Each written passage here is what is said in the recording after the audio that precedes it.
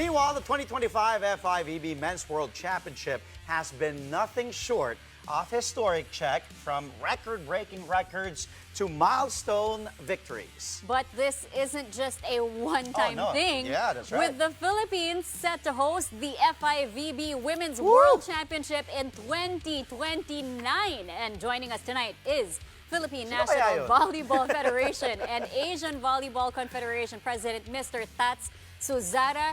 Thank you for joining us. We know you went straight here from the Senate. Yeah. Thank you for joining us, sir.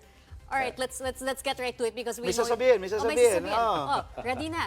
Let's go. Thank you, Andre and Cheska. So today we had a good day at the Senate. The Senate honored the Alas Men's Pilipinas team with the resolution 27, and I think it's a very good day for the Alas Men's team today. So congratulations. Actually, if we can multiply congratulations sa Senate, congratulations sa success ng FIVB. Sampa. The historic win over Egypt. Yun. As women's. The attendance also, the historic attendance. Like, ang dami, so many incredible milestones. But yeah, 17 days. But I mean, outside of the 17 days, this was more than just 17 days for you.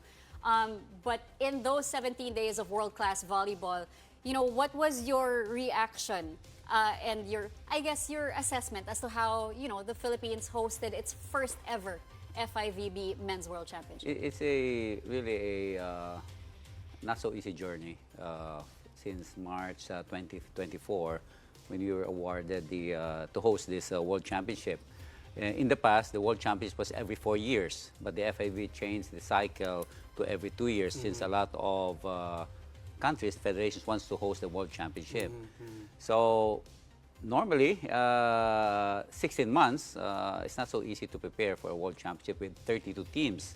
The World Championships before in 2020 was only 24 teams, and it has been increased to another 8 teams, so it becomes now 32. And of course, the support of the government, thanks to President Marcos and First Lady, and to Vinnie Marcos as our chair, to support this event, and all the members of the local organizing committee. Of course, our board also are there. Senator Alan Cayetano, Senator Pia Cayetano, Boss MVP is there, of course, and Bambol Tolentino, and of course PSC Chair Pato was really very instrumental in pushing all the support from the different government sectors. So kaya successful because everybody aligned, and you mentioned all those kumbaga passionate people about sports. Alam naman natin Boss MVP, kumbaga #1 supporter Philippine sports yan. Tapos nabanggit mo na nga sina Senator Alan Peter Cayetano, Senator Pia Cayetano, of course PSC Chairman Pato Gregorio, di ba? Inopen nga sa public yung ultra, di ba? Yung track and everything sa Rizal. So nakita natin, partner, yung dun sa historic crowds. Ang daming nanonood, passionate fans. Kahit hindi Alas Pilipinas yung naglalaro, Japan, USA, lalo na yung mga teams na yun, di ba? And especially in the finals, attending the venue sa Mall of Asia Arena. How would you describe ito though? Dahil you've seen a lot, you've been through a lot, kahit ng PSL days pa. Ang dami mo nang nakita, pero this particular hosting of the Philippines ng men's volleyball FIVB World Championship, ano yung magiging impact nito sa atin, not only ngayon, but eventually in the future for volleyball in the Philippines? We have been used to the popularity of women's volleyball. And most Filipinos were always expecting that men's volleyball will not be popular, you know, and the level is not as high as the women.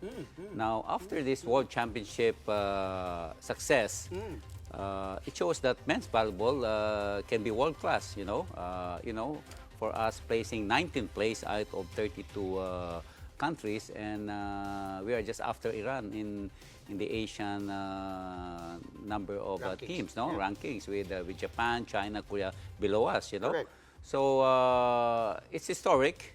And the historic number of spectators in the finals, 16,429. So it's for the records in the 21st century. So it's really a milestone for all of us, everything historic. And even during the closing ceremony. It's the first time that the Alas Pilipinas was part of the awarding ceremony. Normally, awarding ceremony is normally just the winners, the top three. But here's podium finish. This is like a mini Olympic Games type of closing ceremony, and it was really very emotional. And there was also Ben and Ben who played a very good song for the winners. So it's really, everything is first. And I'd like to thank FIVB, President Fabio for giving us a score of 10 out of 10.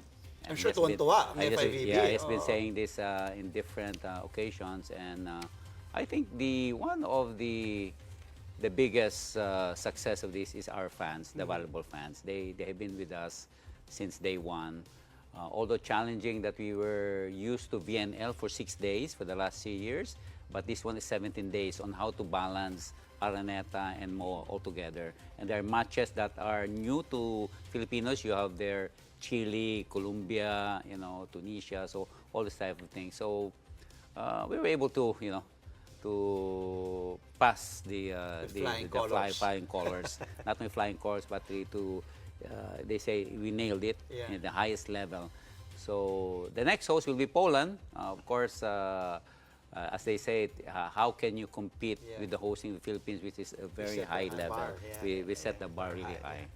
But you've also mentioned a 7-year volleyball development plan before for the country. So ano yung mga specific areas that the FIVB and the AVC, what will they focus on when it comes to supporting the Philippines? Yes, you're correct, Cheska. The announcement of the hosting of the 2029 Women's World Championship is just one slice of the pie of the 7 years development program.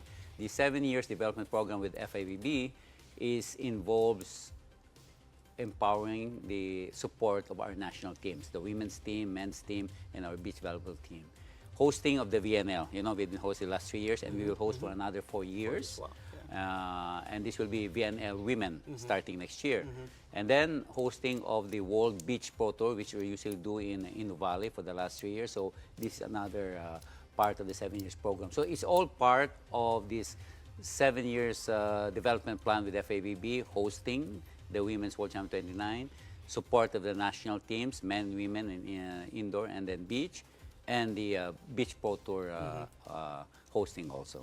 Partner, with the recent announcement that the Philippines will also host, dito excited yung fans. Kasi nabanggit mo nga, lagi ang mga Filipinos, like ako, I was telling Cheska, I used to go with my dad sa Ultra, Grand Prix, early 2000s yan. Leila Barros, Richa Cacciatore. That's the last time Italy. he played. So ngayon, we will be hosting the 2029 Women's World Championship.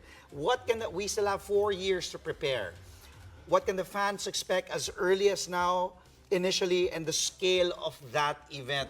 Kasi, kumbaga, naset mo na nga yung bar. As you said, I will quote you. Diba? You have set the bar high with the hosting of the men's volleyball. Eto, women's. Pare, so, like, paint us a picture, lalo na sa mga volleyball fans. Patakamin na natin, pa-excite na natin sila. Well, we have 4 years to prepare. Not like the men's that is only about 2 years or 16 months. So, we have a lot of program for the next 4 years. Of course, after the Los Angeles Olympics in 2028. But starting next year, we have already made plans on our women's team to what I say, to raise the level. I know we are also top in Asia already, but we need to have more foreign camps, foreign competitions. And that's what makes the Alas men successful. They have been away for a long time. They've been training abroad, training in Europe, and it has helped them really increase their level of play. So with the women's, we have 4 years to go. And, catching up with the 2027 World Championships will be in USA and Canada for the women, and then the men will be in Poland, And in 2029, men will be in Qatar, and the women will be in the Philippines. So there's a long way to go, a lot of planning, and to strengthen also talent identification, getting more taller players, for a team, and more exposure. I think this is what Boss MVP has been telling me, that if you expose, I want your team, the men's team, not to stay in the Philippines, but stay abroad and come back 1 month before the game. I think we have to do that also with the women. So I think all the fans are very excited when it was announced by Fabio Acevedo of FIVB and Leila Barros during before the finals game last Sunday. We wish we had more time. Diba? We always. But thank you so much for joining us. And again, congratulations. Yes, with everything. Sir Tats. That was... Have a safe flight, ha? Thank you, thank you. Dropping by the show. Thank you for joining us tonight, PNVF and ABC President, Mr. Tats Suzara. Asian Games, chef de mission din. Yes.